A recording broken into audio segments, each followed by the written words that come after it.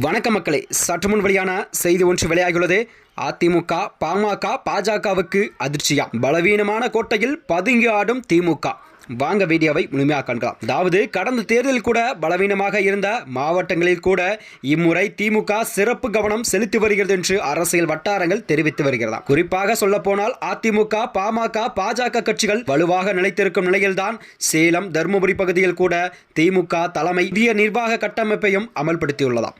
மாவட்டம் வாரியாக புது பொறுப்புகள் வழங்க கட்சி ஒற்றுமையை பலப்படுத்துவதும் பணிகளிலும் ஈடுபட்டு வருவதாக கூறப்படுகிறது. இதனிடையே தான் தருமபுரி மாவட்டத்தில் நேற்று அதிமுக பாமக மற்றும் பாஜகவிலிருந்து விலகிய 1000க்கும் மேற்பட்டோர் செயற்பாடுகள் நிர்வாகிகள் திமுக அதிகாரப்பூர்வமாக இணைந்துள்ளனர். அது மட்டுமன்றி 2024 மக்களவைத் தேர்தலில் கூட இந்த மாவட்டங்களில் குறைந்த வாக்கு வித்தியாசத்தில் போட்டி நடந்தால் கூட இம்முறை திமுக கூடுதல் கவனத்துடன் செயல் திட்டங்களையும் வந்துள்ளதாக தெரிகிறதா. இது எதிர்க்கட்சிகளுக்கு பெரும் சவாலாக மாறும் என அரசியல் வட்டாரங்கள் தெரிவித்து வருகிறதா. மேலும் அது மட்டுமின்றி வருகின்ற 2026 சட்டமன்ற தேர்தலுக்கான இன்னும் 8 மாதங்களே உள்ள நிலையில் தான் அனைத்து கட்சிகளும் தங்கள் கட்சியின் வேலைப்பாடுகளை மும்பாரமாக செய்து கொண்டு வருகிறது.